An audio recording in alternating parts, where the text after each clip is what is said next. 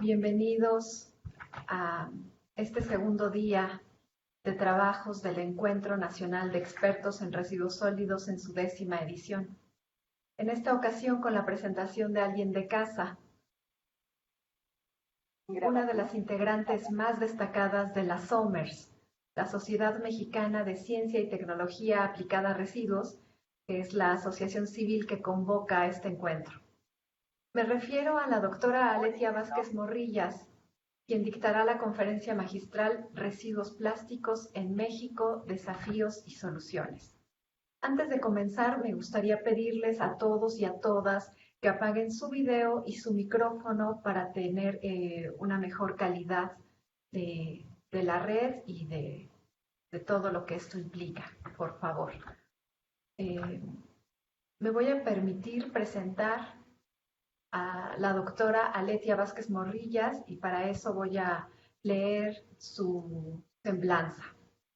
Aletia Vázquez Morrillas es ingeniera química por la Universidad Autónoma Metropolitana de la Unidad Azcapotzalco.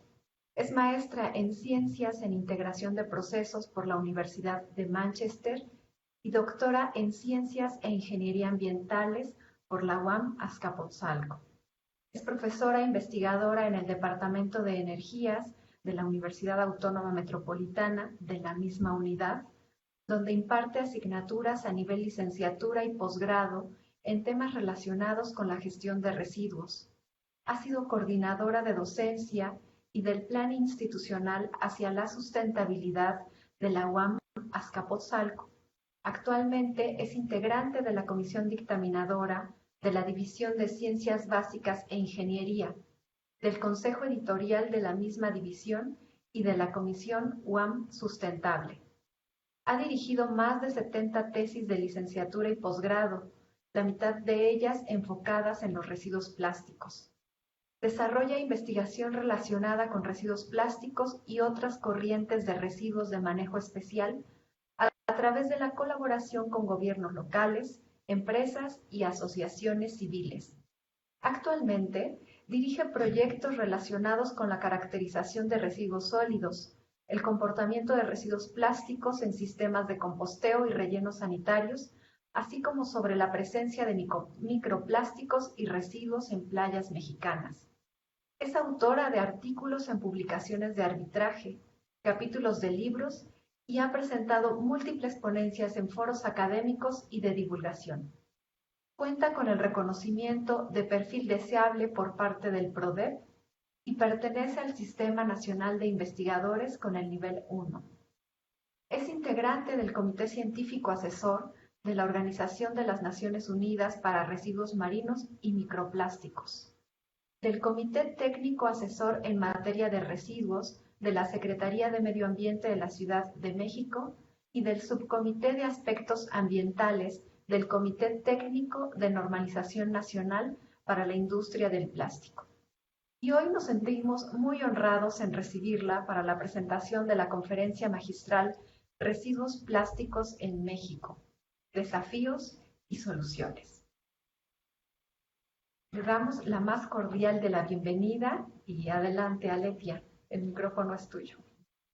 Muchas gracias por la presentación y por supuesto por la invitación a formar parte de este evento que en esta ocasión realizamos por primera vez de manera virtual en las SOMERS. ¿Se ve bien la presentación? Sí se ve bien. Muy bien, pues vamos a iniciar. Yo les voy a platicar este día sobre cuál es la situación de los residuos plásticos en México. La idea es que juntos hagamos un recorrido a lo largo del ciclo de vida de los residuos, las distintas alternativas, sus efectos en el ambiente, de manera que nos formemos un panorama general de cuál es la situación, los principales desafíos y qué tendríamos que hacer para enfrentarlos. Lo que veremos primeramente será un breve resumen sobre qué son los plásticos para que todos partamos desde el mismo lugar. Hablaremos de cuántos plásticos hay en esos residuos, cuál es su destino actualmente y cuáles son las posibles soluciones que se han planteado, para cerrar con algunos comentarios finales. Empecemos pues platicando acerca de los plásticos. Los plásticos son materiales que se han desarrollado generalmente a partir de combustibles fósiles. Aunque casi todos nosotros consideramos que los plásticos se obtienen del petróleo, la realidad es que un porcentaje muy importante de los mismos proviene del gas natural, que a través de procesos de petroquímica se transforma en los monómeros que dan origen a los plásticos. Los plásticos consumen aproximadamente el 8% de los combustibles fósiles que extraemos, 4% para ser usado como materia prima y otro 4% como fuente de energía en su fabricación. Nosotros podemos generar una gran gama de polímeros para dar origen a plásticos. Y estos polímeros además se pueden combinar entre sí. Adicionalmente, a los plásticos se les agregan aditivos, que son compuestos que no forman parte integral de las moléculas, pero que permiten dotarlos de distintas propiedades, como puede ser color, ductilidad, brillo, resistencia o incluso la posibilidad de degradarse en algunas condiciones. Esto nos da origen a un sinfín de combinaciones entre polímeros y aditivos, por lo que nosotros no podemos hablar de el plástico, sino de los plásticos, pues es un conjunto muy amplio que puede llegar a las miles de combinaciones. A pesar de que son distintos, comparten ciertas propiedades. Su densidad es baja, es decir, son ligeros, en general son de bajo costo, se pueden moldear y son muy resistentes.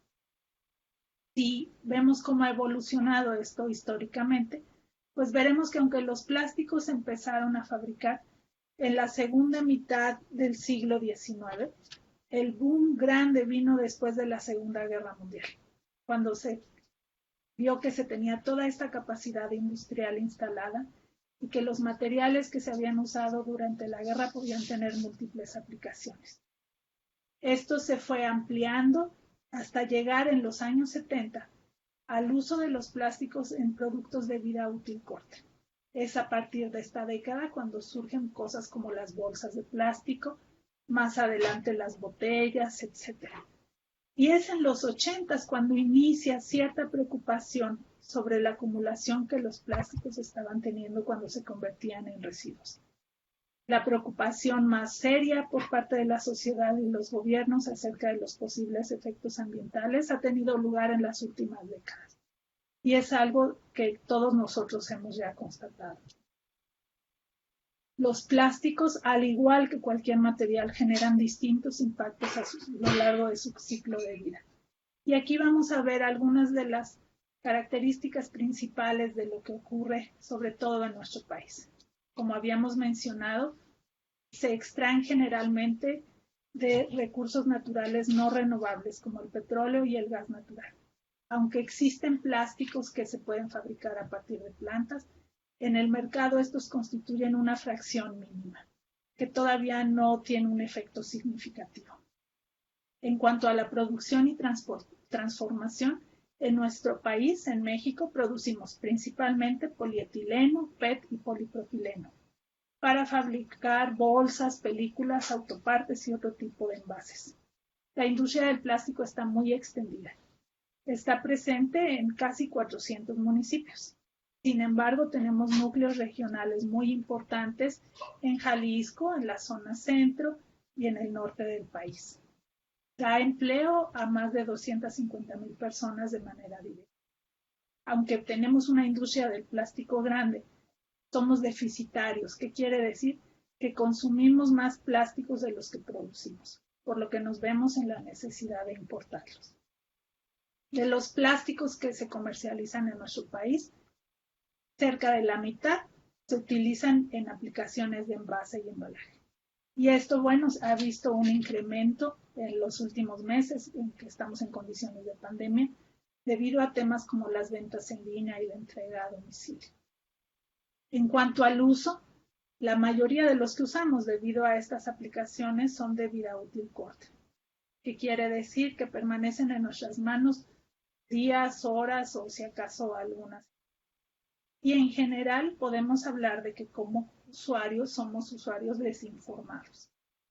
La gran mayoría de los mexicanos solo distingue el PET y el unicel y tiene muy poca claridad sobre qué pasa con estos materiales, cuáles realmente se pueden reaprovechar y cómo hacerlo.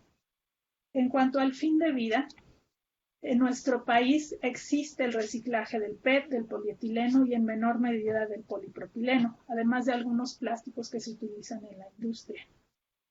Sin embargo, más del 80% de los plásticos que se utilizan llegan a sitios de disposición final. Si resumimos un poco, los plásticos, gracias a sus propiedades, tienen infinidad de aplicaciones. Desde aplicaciones básicas para la vida, para la forma en que nos comunicamos y nos movemos actualmente, y que son parte integral de alta tecnología, hasta aplicaciones muy simples a las cuales damos poco valor. Lamentablemente, estas ocupan más del 40%. Y son estas principalmente las que han generado preocupación. Platiquemos ahora de los residuos plásticos en nuestro país. Todos nosotros generamos residuos. Y estos residuos, de acuerdo con el diagnóstico básico para la gestión integral que publicó Semarnat recientemente, contienen aproximadamente el 13% de plásticos distribuidos, como podemos observar en la tabla, en la parte de arriba. ¿Qué quiere decir esto? Que si en México, en promedio, cada uno de nosotros genera 1 kilogramo de residuos por día, diciéndolo de forma aproximada, cada uno genera 130 gramos de plásticos. Cuando nosotros vemos estas cantidades, resulta difícil a veces ponerlas en contexto o aterrizarlas en algo que tenga significado para nosotros. ¿En qué se traduce esta generación? Bueno, equivale, por ejemplo, a que cada uno de nosotros generara diariamente y tirara a la basura 5 bolsas, 2 envases de yogur, 3 vasos pequeños de unicel, una botella grande o 2 pequeñas de agua, cierta cantidad de cartón, 10 hojas tamaño carta, un envase multicapa, una lata de refresco y un frasco de vidrio pequeño. Esto, cada uno de los 125 millones de mexicanos cada día del año. Como podemos ver aquí, el tema en realidad no son solo los plásticos, sino todo el uso que hacemos de productos desechables. Casi todo lo que está marcado aquí son productos de vida útil corta. ¿Y cómo se ve esto? Bueno, les presento aquí, por ejemplo, cómo se ven los plásticos presentes en una muestra de residuos de aproximadamente 30 kilogramos. Y veremos que la mayoría efectivamente son envases y embalajes. Evidentemente aquí los plásticos han sido separados y lavados. Otra imagen que les puede dar quizá un poco más de claridad de cómo están compuestos es esta segunda, donde podemos ver distintos tipos de bolsas, empaques, envases para líquidos, envases de agua y refresco, charolas de unicel, envases de yogur, taparroscas, etc. Casi todo productos de vida útil corta destinada a envase y embalaje. Sin embargo, esa es solo una parte del problema. Nosotros generamos residuos plásticos en nuestros domicilios, que son los que acabamos de ver. Pero además se generan en cantidades muy grandes en el sector servicios y en las actividades productivas. A estos en general se les conoce como residuos de manejo especial, porque se supone que podríamos aprovecharlos si se les da un manejo adecuado. El estado de Guanajuato presentó recientemente un diagnóstico estatal, que es un ejercicio muy completo, profundo y claro, para hacer un análisis de qué residuos de manejo especial están generando. Y nos presentan en este estudio al final la cantidad de los distintos tipos de residuos que generan la industria y los servicios y que están llegando actualmente a los sitios de disposición final. Aquí ya no está lo que se recicla o lo que se reutiliza o que tiene algún otro destino. Es solo lo que estamos depositando en los rellenos y en los tiraderos. Esta tabla, que presenta a los 17 más frecuentes, pues como podrán ver, contiene una gran cantidad de plástico. Una mezcla de residuos que tiene plásticos, mezclas de plásticos, hules, poliestireno, polietilenos, polipropileno, etilvinilacetato, etc. Las cantidades, como verán, son muy grandes, pero quizá viéndolas así tampoco nos digan algo muy claro. Entonces, ¿de qué tamaño es el problema? Supongamos que estos son los residuos plásticos. Nosotros los que vemos constantemente, los que nos preocupan, los que son objeto de prohibición, son los que están en los residuos sólidos urbanos, que son aproximadamente 15,000 toneladas diarias a nivel nacional. Nuevamente, si yo les hablo de 15,000 toneladas por día, es difícil ubicarlo o imaginarlo. Para hacerlo voy a traducir esta cantidad a cuánto equivaldría en botellas de PET. 15,000 toneladas por día, que es lo que estamos desechando, equivale a 450 millones de botellas cada día a nivel nacional. Sin embargo, esto es lo que vemos, nada más. ¿Cuántos se generan en los residuos de producción y servicios?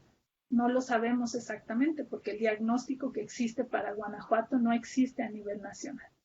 Sin embargo, sí sabemos que en ese estudio se habla de que los residuos sólidos urbanos, es decir, la parte que sí vemos, es alrededor del 10%, comparado con el 90% de lo que se genera en la producción y los servicios.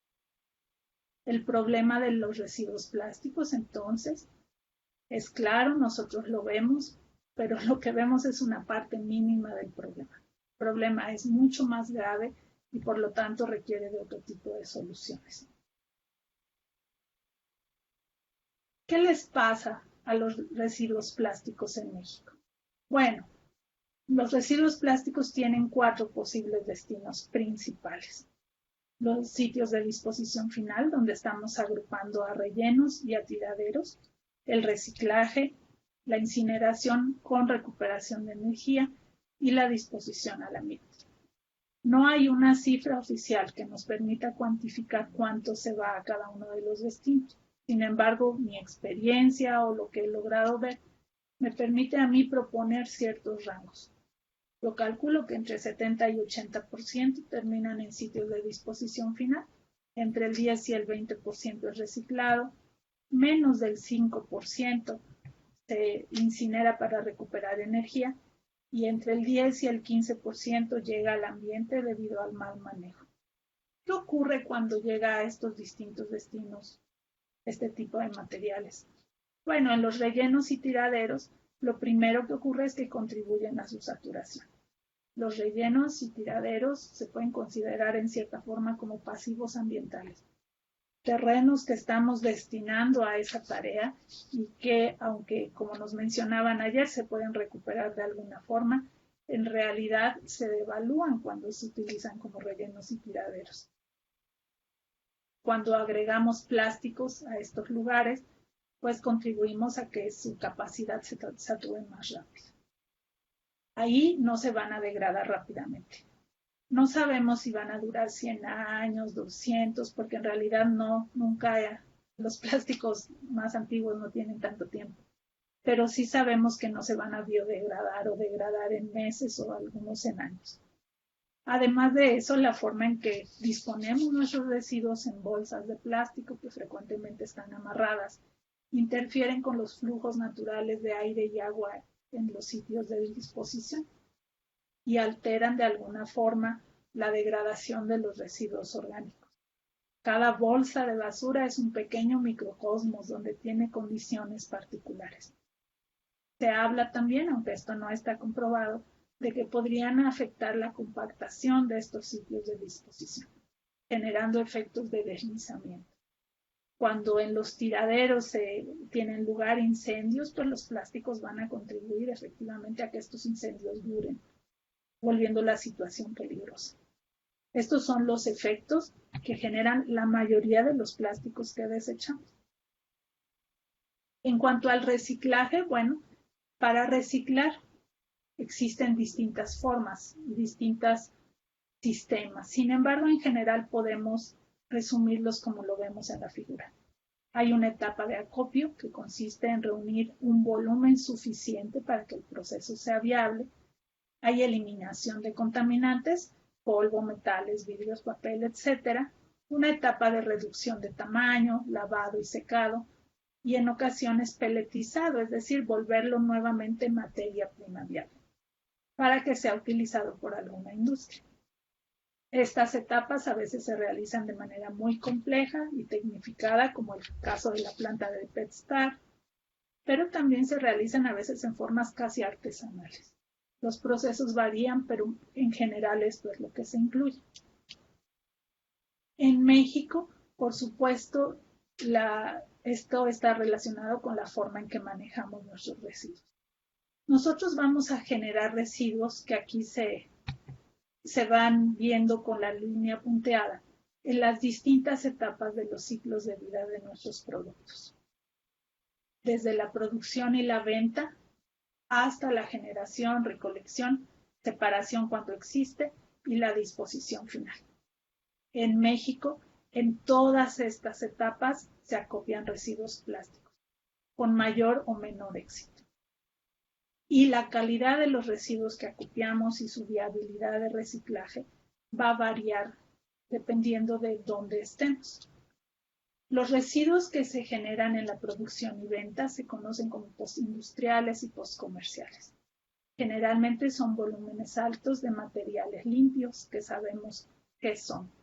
El reciclaje en ese caso es muy viable y hay un margen de ganancia mayor. Existe una parte que ocurre cuando los consumidores, cada uno de nosotros, separamos nuestros residuos y los llevamos a algún sitio donde se puedan acopiar para su reciclaje. En estos casos estamos hablando de material limpio, pero disperso, porque a lo mejor cada uno de nosotros junta 10 botellas a la semana o cierta cantidad al mes. Por lo que para reunir un volumen significativo se requiere de la participación de muchas personas y de un esfuerzo logístico diferente. Lamentablemente, en nuestro país, una parte muy importante ocurre en estas últimas etapas, cuando se recuperan plásticos de los residuos. ¿Cuál es el problema? Que esta recuperación es la menos eficiente. ¿Por qué? Porque requiere separar manualmente, generalmente ya sea en los vehículos recolectores, en los sitios de disposición o en las plantas cuando existen, los plásticos de otros residuos. Pero el material que se obtiene está contaminado. Se puede limpiar, por supuesto. Sin embargo, eso agrega a nuestra etapa de reciclaje complejidad y costo. Lo va volviendo inviable. En la medida en que nosotros avanzamos en esta cadena de pasos, el reciclaje se vuelve cada vez más complejo. Y en nuestro país, nuevamente no hay cifras, pero se calcula que el reciclaje a partir del acopio en la recolección, disposición final, constituye aproximadamente el 50% de lo que se recicla. Vamos a hablar de la valorización energética. Los plásticos, especialmente los que usamos en envase y embalaje como el polietileno y el polipropileno, tienen una capacidad calorífica muy alta, casi equivalente a la de una gasolina. Eso ha hecho que se utilicen como combustible y se les promueva en muchos países como un insumo para la producción de electricidad. Además de eso, se pueden utilizar como combustible en procesos industriales y en nuestro país quizá el caso más claro es la industria cementera, que tiene altos requerimientos de combustible. ¿Cuál es la situación acá? Que para hacer esto hay que tener cuidado, porque no todos los plásticos son iguales ni generan el mismo poder calorífico ni las mismas emisiones. Si nosotros quemamos plásticos en el patio, en un relleno sanitario, en un tiradero, vamos a tener muchas emisiones y algunas de ellas van a ser tóxicas. La valorización energética, por lo tanto, requiere de controles de contaminación muy específicos, que como sabemos pueden representar una parte muy importante del costo de este tipo de sistemas. Es una medida que se emplea en distintos países de la Comunidad Europea, en Japón. Sin embargo, en nuestro país todavía está limitada. Se realiza en las plantas de cemento, como ya habíamos mencionado, que tienen la ventaja de que se encuentran a lo largo de todo el país. Sin embargo, en estas se tratan sobre todo residuos industriales, se tratan llantas, se hacen destrucciones fiscales y en general no se manejan residuos sólidos urbanos, los que ustedes y nosotros generamos. Para el caso de los residuos sólidos urbanos, quizá el caso más célebre es el de la planta del Zarape que pretendía poner el gobierno anterior de la Ciudad de México y que iba a ser la planta de valorización energética más grande de Latinoamérica. Sin embargo, debido a cuestiones, a un amparo que se presentó y algunas dudas del gobierno actual de la Ciudad de México, el proyecto se canceló. En México, el tema de la valorización energética de residuos sólidos urbanos, es decir, de los que ustedes y nosotros generamos, sigue teniendo muchas vertientes y hay una gran polémica al respecto. Hay grupos que se oponen terminantemente y también hay grupos importantes que están tratando de promover. Lo cierto es que sí hay cierta disyuntiva entre la valorización energética y el reciclaje. ¿Por qué? Porque los plásticos más reciclables, como el polietileno y el polipropileno, son los que tienen mayor poder calorífico. Y entonces eso los hace atractivos para ambos escenarios. Y entra la duda de si pueden coexistir ambos procesos. En muchos países se habla de que la valorización energética es solo una opción cuando no se puede reciclar. Sin embargo, cuando existen ambas, debemos tener algo claro. La valorización energética le exige menos esfuerzo a los gobiernos y a los ciudadanos, porque para valorizar energéticamente no hay que separar, y para reciclar sí. Entonces, a pesar de que el reciclaje en general se considere mejor en términos ambientales, cuando están ambos sistemas presentes puede darse una competencia, que no siempre se va a decidir con base en criterios ambientales, sino económicos, operativos o incluso culturales. El último destino es la disposición en el ambiente. Y al igual que ocurre con cualquier contaminante, una vez que nosotros liberamos al ambiente los residuos plásticos, perdemos totalmente el control sobre a dónde van a llegar. Va a depender de las condiciones climáticas, ambientales y de las mismas propiedades del residuo. Todos sabemos que los plásticos que se liberan al ambiente llegan a los drenajes causando graves problemas y que llegan a todo tipo de ecosistemas. Es triste y yo creo que todos lo hemos vivido, llegar a un sitio natural hermoso y encontrar residuos plásticos. Llegan, por supuesto, a las corrientes de agua y eso los va a llevar tarde o temprano a los océanos. En los océanos, en función de su flotabilidad y de la degradación que sufran, algunos de ellos se van a concentrar en estos espacios que conocemos como giros marinos, donde las corrientes van a crear una especie de concentración o sopa plástica, como le llaman. Estas no son islas de plástico, es decir, si uno está en el giro del Pacífico, no voltea a su alrededor y ve un mar de PET. No. Son partículas pequeñas, son microplásticos y eso las hace más graves. En algunas zonas que están cerca de estos giros la situación es muy grave. La foto que presento ahí es Camilo Beach, en Hawái, una playa célebre en todo el mundo, tristemente porque de forma natural las corrientes llevan ahí residuos plásticos de todos lados. Una parte de los residuos que llegan al mar, debido a su densidad, a la formación de biopelículas, se va a ir hacia el fondo. Y ahí va a obstruir la oxigenación, el flujo de materia y de oxígeno y demás con los sedimentos y puede dañar arrecifes y distintas formaciones. Además de eso, sabemos que los plásticos pueden ser ingeridos por distintas especies acuáticas, entre las que se encuentran desde el plancton hasta los grandes mamíferos y aves. Y a través de distintos mecanismos, los plásticos van a llegar también a la cadena alimenticia.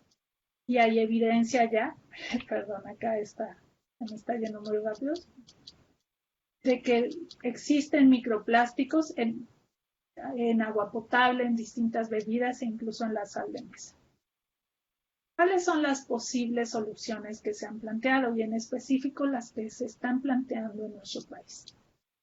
Bueno, Para entender de dónde salen las soluciones, vamos a revisar un poco cuáles son los problemas con los residuos plásticos. Cada plástico que tiramos contribuye al agotamiento de los combustibles fósiles, porque si yo tiro una botella y mañana necesito otra y compro una nueva, estoy contribuyendo a esto, a la generación de residuos, a su acumulación tanto en el ambiente como en sitios de disposición y a la contaminación de distintos entornos naturales. Para estas problemáticas se han planteado diferentes soluciones. Por ejemplo, la utilización de plásticos biobasados, es decir, plásticos que se produzcan a partir de algo que no sea un combustible fósil, las prohibiciones para el uso de ciertos productos plásticos, la biodegradabilidad, pensando en que con eso se limitará el efecto cuando se convierten en residuos, y la reutilización y el reciclaje. Con estas dos hemos convivido ya desde hace mucho tiempo porque son dos de las etapas o de las formas principales de manejo en la jerarquía tradicional del manejo de los residuos. Y quizá estas tres de acá, prohibiciones, biobasados y biodegradables, son las más nuevas y las con las que a veces no estamos tan familiarizados. Las prohibiciones son la medida favorita de nuestros gobiernos locales y en ocasiones también de los estatales. Es una medida que generalmente es bien vista tanto por los legisladores como por la sociedad, porque a lo mejor nos hace sentido pensar que si el plástico es el problema, la idea de prohibirlo puede funcionar. Y vemos esto en distintas medidas en diferentes localidades, generalmente aplicadas a productos específicos como las bolsas y los popotes, o de manera más amplia como en la Ciudad de México a las cápsulas de café, aplicadores de tampones, desechables, etcétera, o a veces a tipos de plástico como es el caso del unicel. ¿Cuál es el asunto con las prohibiciones? Bueno, que cuando uno prohíbe debe mantener en mente que la necesidad de la gente de cubrir esa función persiste y que a veces no se contempla esta parte. Y por lo tanto, las opciones que se promueven en lugar de lo que se está prohibiendo pueden tener efectos ambientales que podrían incluso ser superiores. Un ejemplo claro de esto, por ejemplo, es el caso de las bolsas. En algunos lugares se ha promovido el uso de bolsas de papel, ya sea reciclado o virgen. Sin embargo, si nosotros hacemos un análisis de ciclo de vida, como este que se acaba de presentar la semana anterior sobre bolsas y específico para el caso de México, vemos que en algunos aspectos este tipo de bolsas pueden tener impactos ambientales considerablemente mayores que las bolsas que están tratando de sustituir. Debemos sacarnos un poco de la mente esta idea de que un material porque se ve verde o color craft o cosas así o porque tiene ahí un logo inmediatamente va a ser mejor para el ambiente. Este tipo de evaluaciones son muy complejas, se tienen que hacer a nivel local y a veces no se contemplan cuando se prohíbe alguna alternativa. ¿Pueden servir las prohibiciones? Sí, si se analizan bien y se manejan de manera adecuada y dando alternativas viables. Lamentablemente, en la mayoría de los casos esto no ocurre, al menos no ocurre en nuestro país. En lo que respecta a los biobasados y biodegradables, lo primero es que existe una gran confusión, tanto en las legislaciones como entre los tomadores de decisiones y la ciudadanía, entre lo que es un bioplástico y los distintos tipos. En general vamos a llamar bioplásticos a dos tipos de materiales.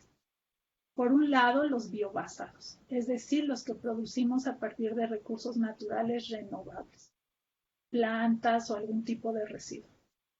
Y por otro lado, se considera bioplásticos a los plásticos biodegradables, que son los que pueden ser biodegradados por microorganismos. A diferencia de lo que mucha gente cree, el hecho de que un plástico esté fabricado a partir de una planta no quiere decir que sea biodegradable. A partir de un residuo de una planta, de un bagazo o algo, mediante procesos químicos podemos fabricar distintos materiales y algunos serán biodegradables y otros no. El caso más común, por ejemplo, es el caso del PET. Nosotros podemos hacer BioPET, fabricado a partir de plantas.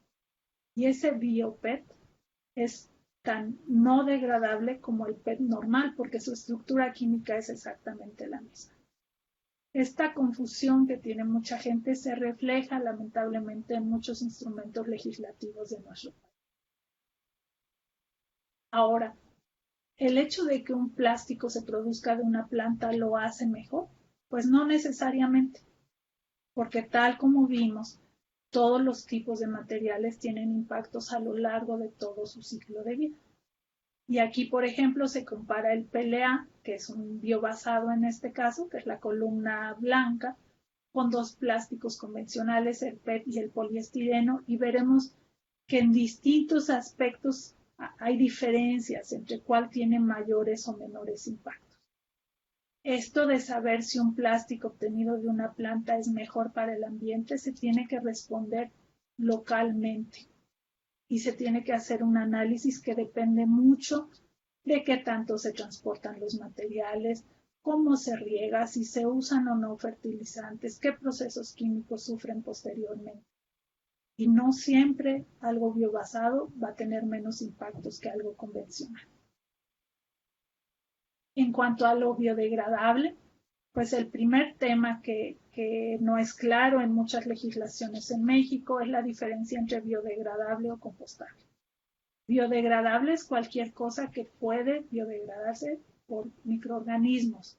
¿Qué quiere decir esto? Que los microorganismos los pueden utilizar como fuente de alimento y de energía para reproducirse y en general lo transforman en dióxido de carbono o metano. Dentro de los biodegradables hay distintas categorías dependiendo de dónde queremos que ocurra esa biodegradación. Y la que se considera aceptable en términos internacionales es la composta. ¿Por qué? Porque la composta es un escenario válido y útil de manejo de residuos.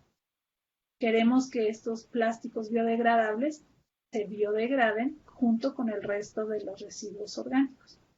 Es por eso que algunos estamos en contra de que haya, por ejemplo, plásticos que se biodegradan en el medio marino, porque creo yo que los plásticos no tendrían por qué llegar ahí.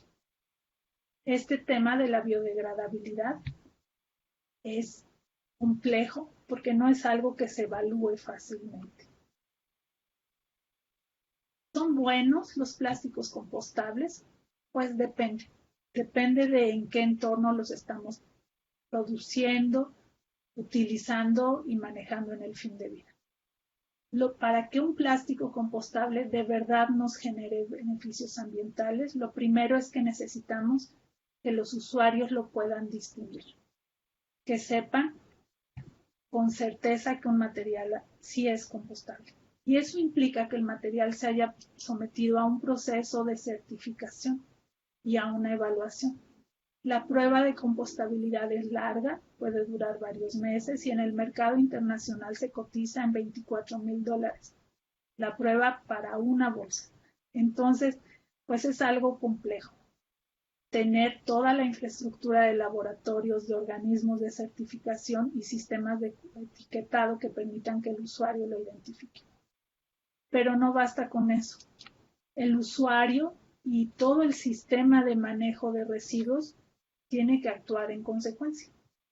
Si el plástico es compostable, pero lo envío con el resto de mis residuos a un relleno sanitario, ya no sirvió de nada, porque no va a generar ahí un beneficio ambiental, porque ahí no existen las condiciones adecuadas para su degradación.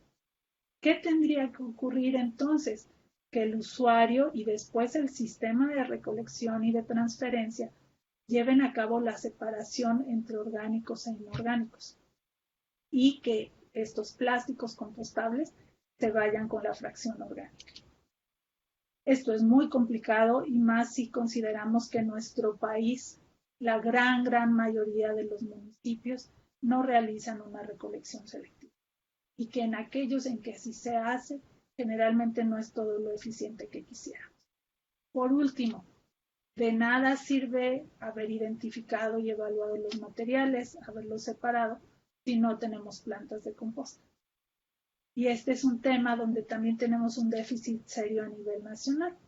Se han reportado, por ejemplo, que existen 88 plantas de composta, pero de esas 55 son de la Sedena. Por lo tanto, pues no es una tecnología que estén aplicando de manera continua y eficiente en los municipios. Si no reunimos todo esto que viene aquí, el tener plásticos compostables en realidad no nos está generando beneficios. Vamos ahora con la reutilización. La reutilización, como ya habíamos dicho, es una de estas medidas que todos hemos mencionado siempre cuando hablamos de cómo se debe hacer la gestión adecuada de los residuos. En el caso de los plásticos, sin embargo, nos enfrentamos a una situación que tiene que ver con su bajo costo. El hecho de que un envase plástico sea tan barato hace que la logística de recogerlo o rellenarlo nos salga más cara en términos económicos que el utilizar un envase nuevo. Hay algunos ejemplos de intentos de promover esto, pero en general en compañías grandes como las refresqueras, pues no es una medida que se esté adoptando de forma generalizada. Es un producto de nicho para ciertos públicos a los que les preocupa esto. Existen también sistemas que se están implementando en otros países, como el sistema Loop, que ofrece distintas marcas de consumo en envases reutilizables que uno regresa y le envían uno nuevo lleno, pero ese que uno envió se vuelve a rellenar. Y el sistema apenas está probando si funciona o no funciona. ¿Cuál es el problema? Que esto es más caro para el consumidor, porque el costo al final recae en el consumidor. Y entonces se sigue considerando un tipo de sistema nuevamente de nicho para una población que está interesada en tener este tipo de productos reutilizables y que puede pagarlos. Pero no se está implementando como una medida general dirigida a toda la población. Estos sistemas, además, pues requieren de la participación activa de nosotros. Últimamente, además, el reuso, la reutilización se ha visto confrontado con la situación de pandemia. Y en muchos lugares donde se estaba promoviendo este tipo de medidas, ahora se ha regresado a los desechables. Si ustedes van, por ejemplo, a la industria hotelera o van de vacaciones o algo actualmente, muchas cosas que se manejaban en recipientes, envases y demás reutilizables, ahora están nuevamente en bolsas y en empaques desechables, privilegiando la seguridad. ¿Se puede modificar esto? Sí, pero requiere nuevamente de un esfuerzo grande, de sistemas de esterilización que no todos están dispuestos a implementar. Y en lo que respecta al reciclaje, ya en nuestro país como tal, pues el reciclaje sigue siendo una actividad limitada y se ha abordado desde el punto de vista legal a través de dos medidas. En el caso de la Ciudad de México y de Guadalajara, por ejemplo, se habla de una exigencia de contenido reciclado, es decir, pedir que cierto tipo de productos como las bolsas se fabrique con un porcentaje alto de material de reciclado post-consumo. Y en otros casos se habla solo de la reciclabilidad, es decir, de pedir que ese residuo, cuando sea desechado, se pueda reciclar. Sin embargo, esto se enfrenta a distintas cosas. La exigencia de contenido reciclado, por ejemplo, tiene una gran dificultad. ¿Cómo medir que efectivamente este producto que estoy comprando incluye tal porcentaje? Porque implicaría una trazabilidad que actualmente no tenemos en la industria del plástico. Debemos recordar que un porcentaje muy alto se recupera mediante medios informales. Y entonces eso no está registrado en ningún lado. Y es muy difícil transitar de esa informalidad a la formalidad que nos permitiría comprobar esto. En cuanto a la reciclabilidad, al decir que un residuo es reciclable, es algo que también genera grandes conflictos. ¿Por qué? Porque muchos plásticos técnicamente se pueden reciclar. Sin embargo, eso no quiere decir que el proceso sea viable en gran escala, no desde el punto de vista técnico, sino desde el punto de vista económico. En nuestro país, a pesar de que se habla y se dice que se promueve el reciclaje, no tenemos ningún tipo de subsidios para eso. Y al final se deja todo a los mecanismos del mercado.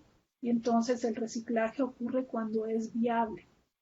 Ya lo han mencionado muchos en otras ocasiones. Si un pepenador quiere juntar 1 kilo de PET, pues se va a tener que agachar en el tiradero 50 veces. Pero si quiere juntar 1 kilo de bolsas de plástico, la cantidad se vuelve mucho mayor. ¿Qué quiere decir? Que para tener la misma ganancia requiere más esfuerzo. Entonces, este sistema informal de acopio que tenemos nosotros, por supuesto, va a responder básicamente a las demandas del mercado y a lo que les genere a los pepenadores y recolectores informales la mayor relación costo-beneficio. En nuestro país, además de esto, de que no siempre tenemos viabilidad técnica, logística y económica, tenemos una gran regionalización del reciclaje. Y podemos hablar de centros o zonas donde el proceso ocurre en mayor medida. Las zonas más fuertes, sin lugar a dudas, son la zona centro del Valle de México.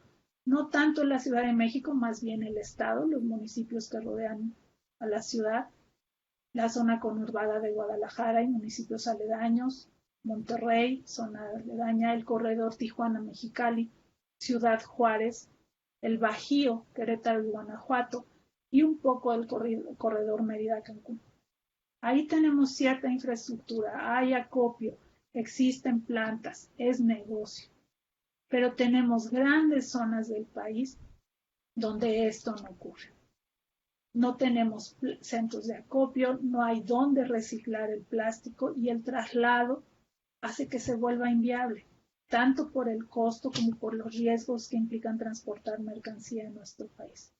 Y eso se da no solo en Chiapas y Oaxaca, sino se da también en Sonora, en Chihuahua, en áreas que consideramos como más desarrolladas generalmente. Las diferencias entre opciones y precios pueden ser muy altas. Cuando en el centro del país nos pueden estar comprando el polietileno en 7 pesos el kilo, a lo mejor en algunas partes de Sinaloa lo compran a 1 peso. Y esto, por supuesto, compromete la viabilidad de este tipo de sistemas, el dejarlos únicamente al mercado. Y el gran ausente en la discusión legal en nuestro país es el tema de la responsabilidad extendida del productor. Los países que han alcanzado tasas muy elevadas de reciclaje, especialmente como Singapur o la Comunidad Europea, cuentan con este tipo de esquemas, donde el productor de algún artículo o su envase que al desecharse se convierte en residuo, está obligado a responsabilizarse por su destino final. Y eso lleva generalmente a la creación de distintos organismos que, asociados con los gobiernos locales, pagan y organizan la recuperación y el manejo adecuado de esos residuos. El pago que se hace es función de la cantidad de productos que se ponen en el mercado. Sin embargo, este concepto como tal no existe en nuestra legislación. En México se maneja un concepto alterno, al igual que en Brasil, que es el concepto de la responsabilidad compartida. En la teoría, la responsabilidad compartida no solo suena bien, sino que es lógico, porque dice que todos somos corresponsables de dar un manejo adecuado a los residuos, sociedad, gobiernos, industria, etc. Sin embargo, este término no está claramente atribuido, qué le toca a cada quien. Y por lo tanto, como ustedes saben, cuando alguna responsabilidad no es clara, pues nadie la asume. Y esto es lo que ha hecho que en México se avance poco en este sentido. Finalmente, ya para terminar, algunas ideas que quisiera compartir con ustedes. Los plásticos, bueno, son materiales básicos. Yo reto a cualquiera de ustedes a que de verdad viva sin plásticos, y para empezar no podríamos estarnos viendo en este momento. Ni tendrían un teléfono celular, ni los medicamentos que consumen se conservarían de la misma forma, ni los alimentos, ni los automóviles serían como los conocemos. Satanizar un material no tiene sentido. Los materiales no son buenos o malos. Nosotros decidimos cómo usarlos. Nosotros como sociedad, no hablo a lo mejor de cada individuo, como sociedad que incluye a los ciudadanos, a los gobiernos y a las industrias. Satanizar no nos va a llevar a soluciones reales, y pensar un poco la situación más a profundidad quizá contribuya más. Debemos tener algo muy claro: la forma en que están los plásticos son un reflejo de nuestra vida actual, de este ritmo acelerado, donde a veces no hay tiempo para ciertas cosas y los desechables se convierten en una opción muy conveniente. Podemos prescindir de ellos, quizá, pero no sin modificar nuestra forma de vida. Y esa es una reflexión que tenemos que hacer como sociedad y también como individuos. En el tema de los residuos plásticos no hay una solución única. No queremos ni sería benéfico que todos los plásticos se reciclen, o que todos sean biodegradables, o que todos se prohíban. Cada plástico y cada aplicación van a tener un destino idóneo. Y ese destino idóneo va a variar dependiendo de dónde nos encontremos. Y debemos ser capaces de realizar ese análisis, de hacer otra cosa. Si tomamos cualquier tipo de medida, como promover el reciclaje, la compostabilidad, etc., no basta con cambiar las leyes. Ese es el primer paso. Pero tenemos que modificar en paralelo todo el marco regulatorio para generar las normas complementarias y además las condiciones operativas de gestión de residuos. Y eso pasa por modificar hábitos culturales muy arraigados de los ciudadanos y requiere de nuestra participación activa. Si ni siquiera tenemos claro qué se espera que hagamos, pues va a ser muy difícil que lo podamos hacer. La situación es muy grave, ya vimos las cifras. Sí tenemos un problema con los residuos plásticos. Sí estamos llegando a una situación en que en realidad no sabemos cuál va a ser el efecto a largo plazo. En este contexto, lo ideal es que las decisiones se tomen a partir de discusiones informadas, donde podamos participar todos y donde se pueda llegar a medidas que, si bien no sean perfectas, nos acerquen un poco a la dirección que queremos tener. Agradezco mucho su atención y quedo a sus órdenes para cualquier pregunta, y desean contactarme posteriormente, aquí está mi correo electrónico. Muchas gracias. Muchísimas gracias, Letia, como siempre, por esta exposición tan amplia, clara, completa. Muchas, muchas gracias. Ya tenemos varias preguntas, me voy a permitir leerlas. Nos dicen en el Facebook: ¿qué sabe respecto a la planta de valorización del Bordo Poniente? Hubo mucha difusión y ahora no hay noticias. Bueno, no sé exactamente si se refiere a esa del Zarape o a la nueva que se anunció apenas, para cosa de un par de semanas. La que se tenía planeada en el gobierno anterior se canceló. Se canceló de forma definitiva, es un proyecto que no se va a desarrollar. Era una planta que pretendía tratar 4.500 toneladas por día.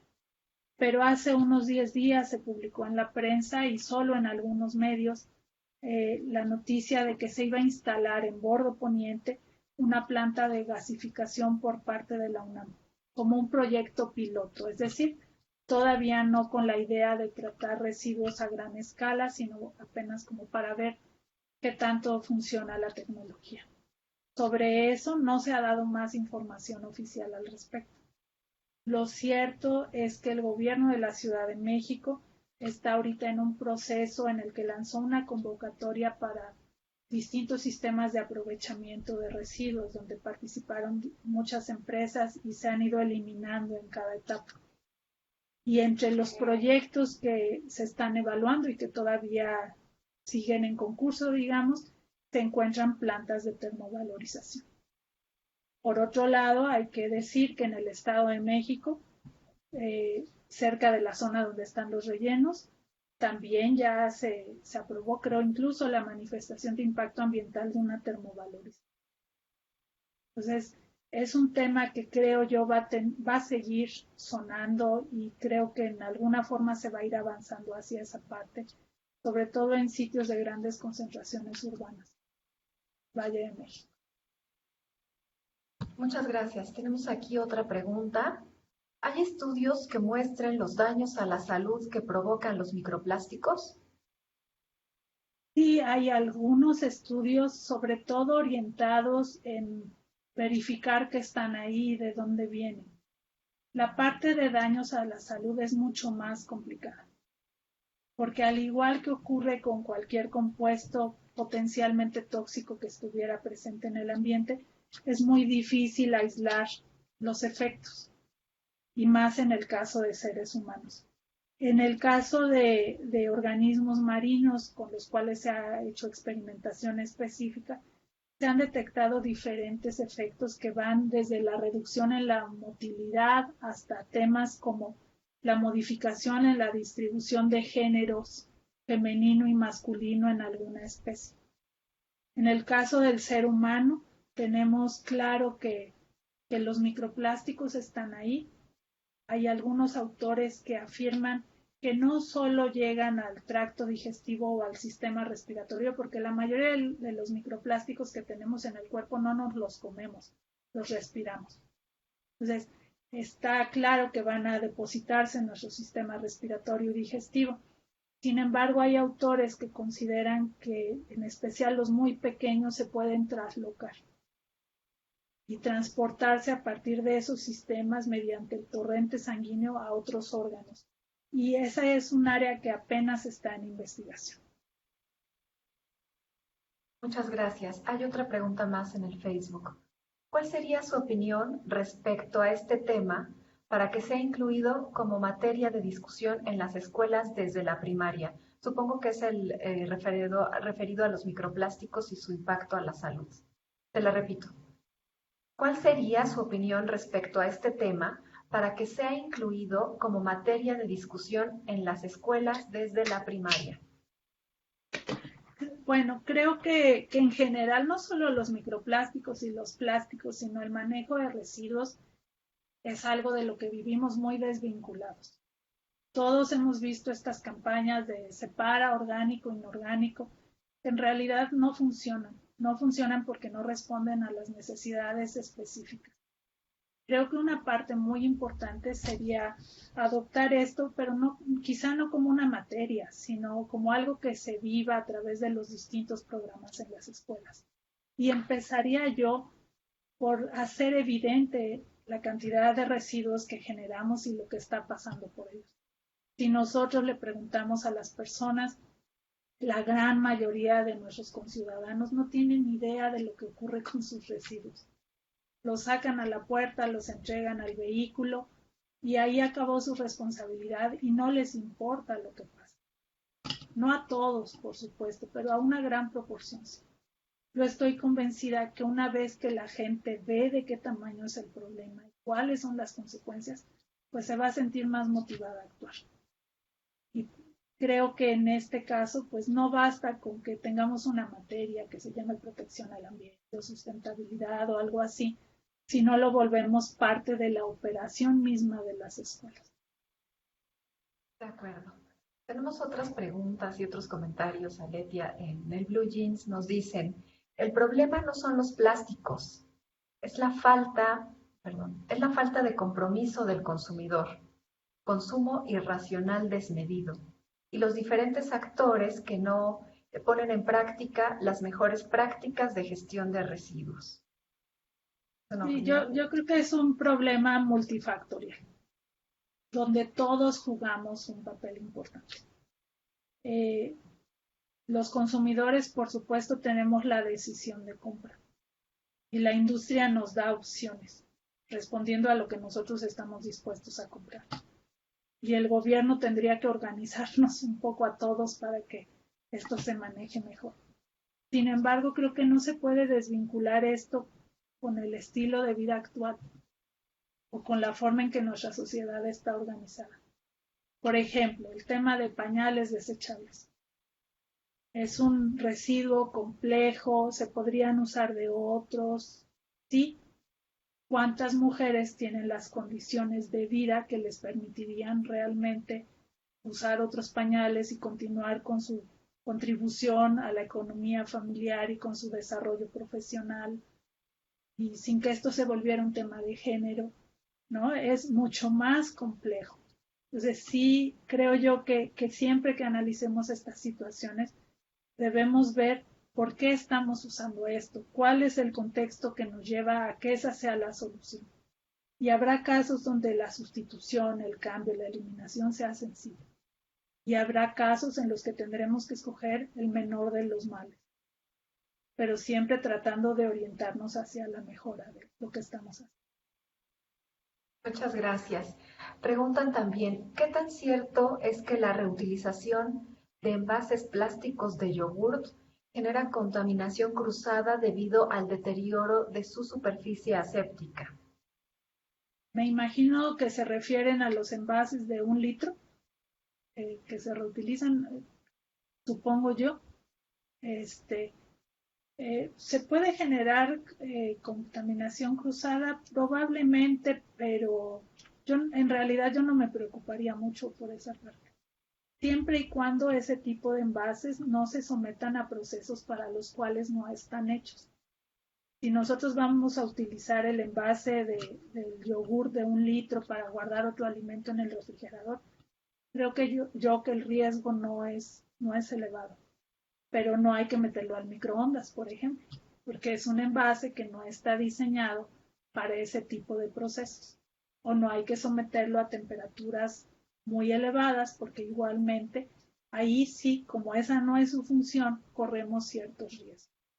Entonces, siempre que decidamos esta parte de si se puede reutilizar o no, si es peligroso o no, debemos recordar que las propiedades están muy relacionadas con el uso para el cual fueron diseñados.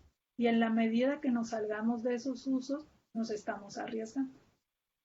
Muchas gracias. Era una inquietud compartida, creo que por muchos. ¿Qué tanto conviene usarlos o no usarlos? Una más. ¿Qué recomienda a alumnos y egresados de ingeniería ambiental, supongo? Colocaron aquí solo ambiental, que queremos participar activamente en la solución de problemas relacionados con residuos. Bueno, lo primero, muchachos, hay que aprender a meter las manos.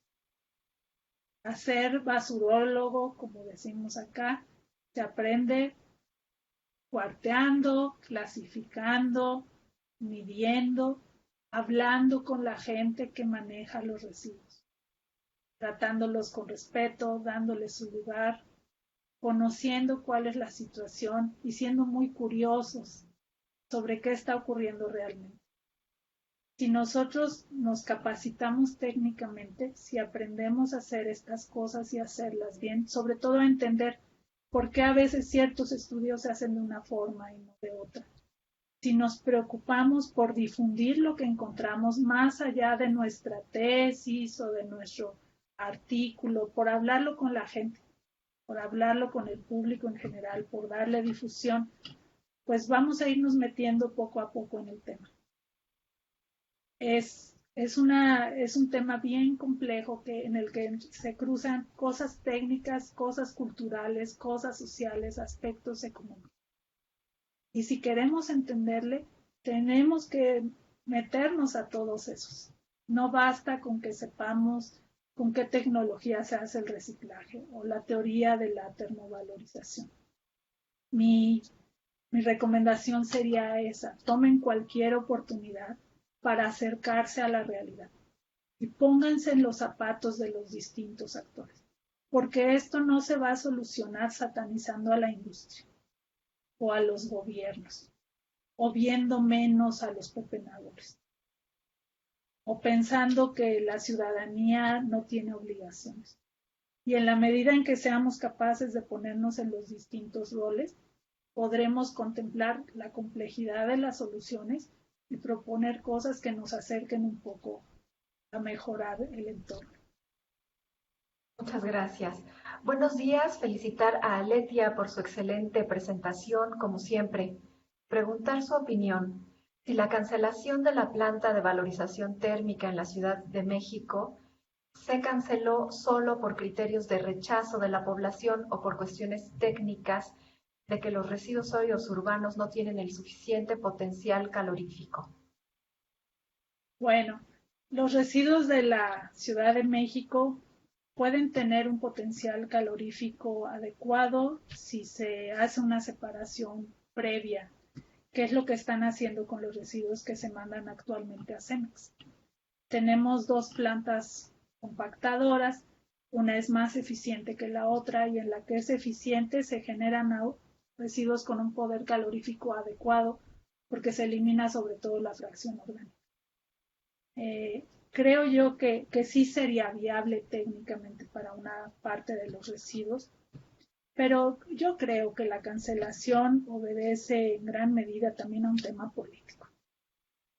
No es solo un aspecto técnico, porque pues no se intentó explorar más allá el proyecto o adecuarlo, adaptarlo en las cosas en que no estaba. La prueba de que se sigue viendo como una opción es que se han aceptado alternativas en esta serie de proyectos que se están evaluando actualmente. Gracias. ¿Qué opina de las teorías radicales de cero residuos, donde proponen una eliminación total de residuos? ¿Es posible? Y cuando se realiza la termovalorización o la eliminación de plásticos difícil de degradar, ¿cree que es un resa sustentable? ¿Es una opción adecuada? Bueno, son varias preguntas.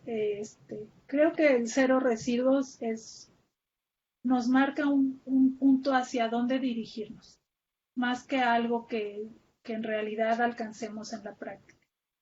Cero residuos, las empresas que lo aplican, las ciudades que lo promueven, en realidad generalmente se traduce en cero residuos a relleno sanitario. Es decir, no es que no se genere, sino que a todos se les da otro tipo de destino. Si bien creo que es muy, muy difícil alcanzar cero residuos, sí creo que es una meta que nos ayuda a movernos en una dirección adecuada y ahí radica su valor. En cuanto a los plásticos difíciles de degradar, primero, yo no promuevo la degradación. Creo que su aplicación es útil solo en casos muy específicos, no tanto como se promueve actualmente en nuestro país. Creo que antes que meternos a un resa o a un relleno sanitario, una termovalorización, tendríamos que agotar las posibilidades de reciclaje que sean viables técnica, económica y ambientalmente.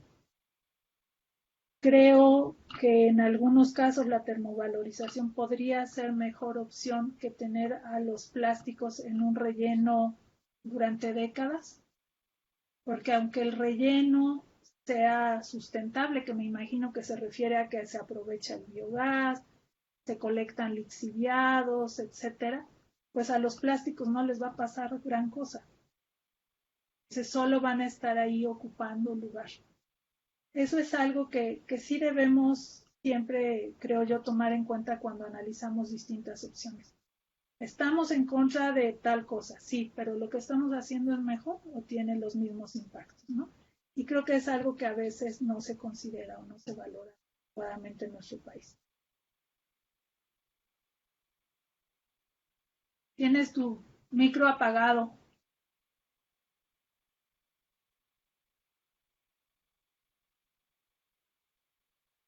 Se nos fue la moderadora, pero yo veo aquí otra pregunta de Nancy. Perdón. Sí. Me sacó del mundo. ¿Qué opinas sobre la valorización de plásticos para elaboración de diésel y gasolina? Patente mexicana. Creo yo que es un proceso que es viable, pues a partir de distintas técnicas de tratamiento térmico, ¿no? Gasificación, pirólisis, etcétera. Creo que es interesante y que quizá podría escalarse para corrientes específicas y situaciones locales. Me parece que son técnicas muy difíciles de implementar en la gran escala. Y la prueba es que pues, no ha ocurrido eso, no solo en México, sino en otros países. Donde tengamos corrientes de residuos bastante homogéneas, continuas, que podamos caracterizar bien, quizá podría ser una solución. Sin embargo, pues esto no siempre se tiene. Muchas gracias. Ahora tengo dos anuncios. El primero es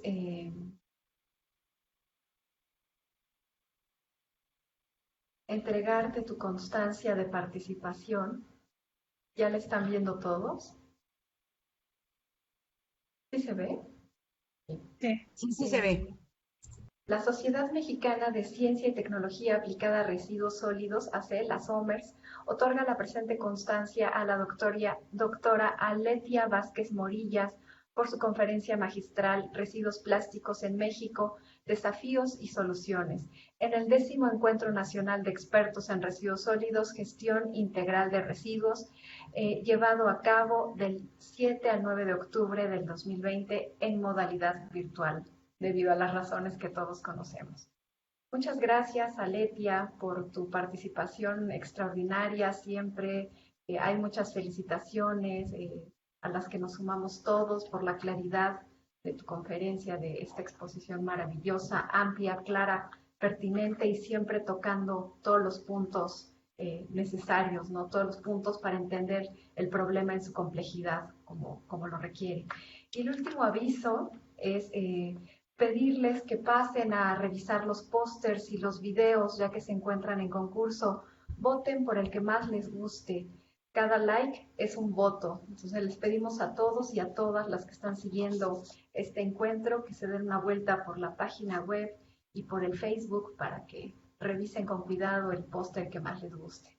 Muchas gracias a todos. Muchas gracias a Letia. No sé si quieres una cosa antes de No, pedirnos. agradecer la oportunidad de platicar con todos ustedes. En la medida en que más personas nos informemos, vamos a poder contribuir mejor. Y por ahí se quedaron creo con un par de preguntas. Si me mandan un correo, con mucho gusto se las respondo.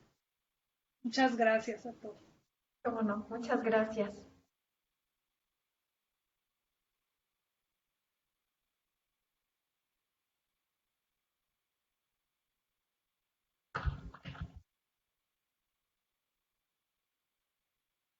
Mandaremos las preguntas. Sí, hubo muchos interesados.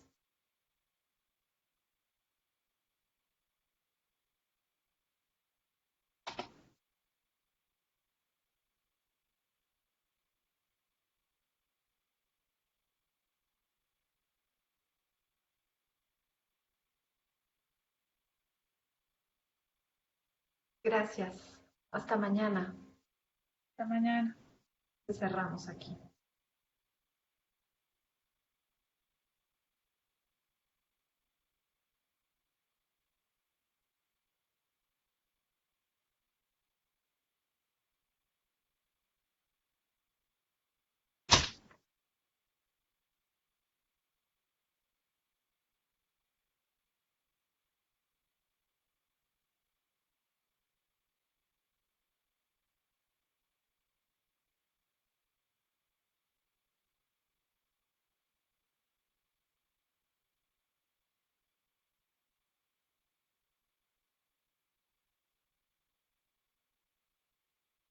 La grabación ha finalizado.